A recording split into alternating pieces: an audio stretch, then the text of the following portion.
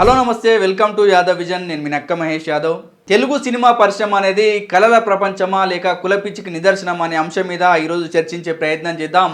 Cinema అనేది కేవలం వినోద మాధ్యమం మాత్రమే కాదు, అది భావోద్వేగాల వేదిక, ప్రజల జీవన శైలికి అద్దం మరియు సామాజిక మార్పులకు దిక్సూచి.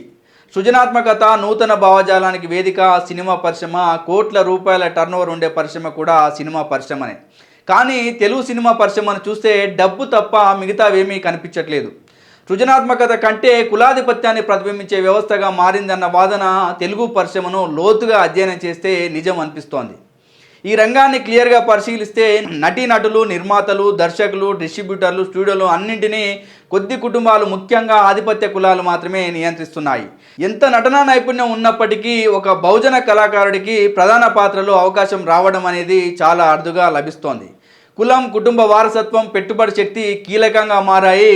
సృజనాత్మకతకే గౌరవం దక్కాలి, కానీ కొన్ని ఆధిపత్య కులాల నటులకే ప్రధాన పాత్ర అవకాశాలు ఇవ్వడం అనైతికంగా జరుగుతూ వస్తోంది. సాధారణంగా బహుజన వర్గాలు పుట్టుకతోడనే కళాకారులు. వారి వృత్తులన్నీ కూడా కళా నైపుణ్యాలే.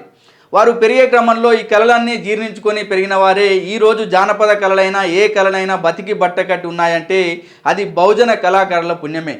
మరి అలాంటి కళాకారులకు ఈరోజు తెలుగు సినిమా పరిశ్రమలో కనీస స్థానం లేదు, వారికి అవకాశాలు దక్కట్లేవంటే కులాధిపత్యం ఏ విధంగా పనిచేస్తుందో, పెట్టుబడిదారి వ్యవస్థ ఏ విధంగా నిర్మాణమై ఉందో మనం క్లియర్గా అర్థం చేసుకోవచ్చు.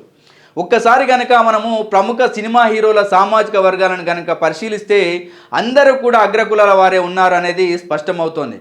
హీరోల వారిగా చూస్తే హీరో చిరంజీవి కాపు సామాజిక వర్గం, అదేవిధంగా అక్కినేని నాగార్జున కమ్మ సామాజిక వర్గం, విక్టరీ వెంకటేష్ కమ్మ సామాజిక వర్గం, నందమూరి బాలకృష్ణ కమ్మ సామాజిక వర్గం, ప్రభాస్ రాజుల సామాజిక వర్గం, అల్లు అర్జున్ కాపు సామాజిక వర్గం, పవన్ కళ్యాణ్ కాపు సామాజిక వర్గం, విజయ్ దేవరకొండ వెలమ సామాజిక వర్గం, అదేవిధంగా రామ్ చరణ్ కాపు సామాజిక వర్గం, జూనియర్ ఎన్టీఆర్ కమ్మ సామాజిక వర్గం, మోహన్ బాబు కమ్మ సామాజిక వర్గం, అదేవిధంగా మహేష్ బాబు కమ్మ సామాజిక వర్గం, నితిన్ రెడ్డి రెడ్డి సామాజిక వర్గం, రవితేజ రాజుల సామాజిక వర్గం. ఇక ప్రముఖ సినిమాల నిర్మాతలు, నిర్మాణ సంస్థలు వారి సామాజిక వర్గాల వారిగా చూసుకుంటే గీతా ఆర్ట్స్ అనేది అల్లు అరవింద్ కాపు సామాజిక వర్గం చేతిలో ఉండడం జరుగుతుంది. సురేష్ ప్రొడక్షన్స్ సురేష్ బాబు కమ్మ సామాజిక వర్గం, శ్రీ వెంకటేశ్వర క్రియేషన్స్ దిల్ రాజు రెడ్డి సామాజిక వర్గం, ఆర్కా మీడియా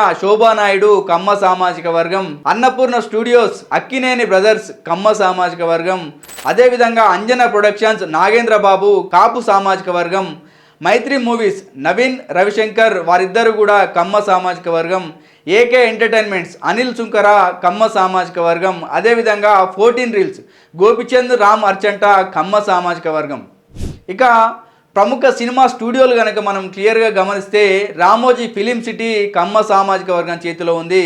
అదేవిధంగా పద్మాలయ స్టూడియోస్ కూడా కమ్మ సామాజిక వర్గం చేతిలో ఉంది. అన్నపూర్ణ స్టూడియోస్ కూడా కమ్మ సామాజిక వర్గం చేతిలో ఉంది. అదేవిధంగా రామకృష్ణ స్టూడియోస్ కూడా కమ్మవారి చేతిలోనే ఉంది. ప్రసాద్ ఫిల్మ్ ల్యాబ్స్ అది కూడా కమ్మ సామాజిక వర్గం చేతిలోనే ఉంది. సారథి స్టూడియోస్ కమ్మవారి చేతిలోనే ఉంది. అదేవిధంగా ఆనంద్ సినీ సర్వీసెస్ కమ్మవారి చేతిలోనే ఉంది. శబ్దాలయ రికార్డింగ్ స్టూడియో రెడ్డి సామాజిక వర్గం చేతిలో ఉంది. ప్రసాద్ ప్రాసెసింగ్ ల్యాబ్ కమ్మ సామాజిక వర్గం చేతిలో ఉంది. ఇక ప్రముఖ సినిమా డిస్ట్రిబ్యూషన్ సంస్థలను కనుక గమనిస్తే శ్రీ వెంకటేశ్వర ప్రొడక్షన్స్ దిల్ రాజు రెడ్డి సామాజిక వర్గం చేతిలో ఉంది. అదేవిధంగా Mythri movie makers and distributors Naveen Ravishankar Kamma సామాజిక వర్గం వారి చేతిలో ఉంది. ఏషియన్ డిస్ట్రిబ్యూటర్స్ సురేష్ బాబు మరియు సునీల్ కమ్మ అండ్ సింధీ సామాజిక వర్గాల చేతుల్లో ఉంది. గీతా ఆర్ట్స్ అల్లు అరవింద్ ఎవరైతే అల్లు అర్జున్ తండ్రి ఉండో కాపు సామాజిక వర్గం చేతిలో ఉంది. యువి క్రియేషన్స్ కృష్ణారెడ్డి ప్రమోద్ కమ్మ మరియు రెడ్డి సామాజిక వర్గం చేతిలో ఉంది. ఇలా ఏ రంగంలో చూసినా ఆధిపత్య వర్గాలదే వాళ్ళ ఆధిపత్యం అయితే క్లియర్గా కనిపిస్తోంది. తెలంగాణ రాష్ట్రంలో సుమారు 800 సినిమా థియేటర్స్ ఉంటాయి. ఇందులో 1500 స్క్రీన్స్ ఉన్నాయి. ఇవన్నీ ఎక్కువ కూడా ఆధిపత్య కులాల వారి చేతుల్లోనే ఉన్నాయి. మల్టీప్లెక్స్లో అయినా పీవీఆర్, ఐనాక్స్, ఐమాక్స్ ఇవన్నీ కూడా అగ్రకులాలకు చెందిన వారి చేతుల్లోనే ఉన్నాయి. ఈరోజు సినిమా థియేటర్స్ అన్నీ కూడా డిస్ట్రిబ్యూషన్ సంస్థలు లీజుకు తీసుకొని నడిపిస్తున్నాయి. బలహీన వర్గాలకు సంబంధించిన వ్యక్తి ఒక సినిమా తీస్తే వారి సినిమా విడుదలకు సినిమా థియేటర్లు కూడా కరువైనటువంటి రోజులు ప్రస్తుతం మనకు కనిపిస్తున్నాయి. ఫిలిం నగర్లో భూమి ఆర్టిస్టుల కొరకు కేటాయిస్తే అందులో కూడా చాలా అవకతవకలు జరిగి పెద్ద స్కామ్ అయితే జరిగింది.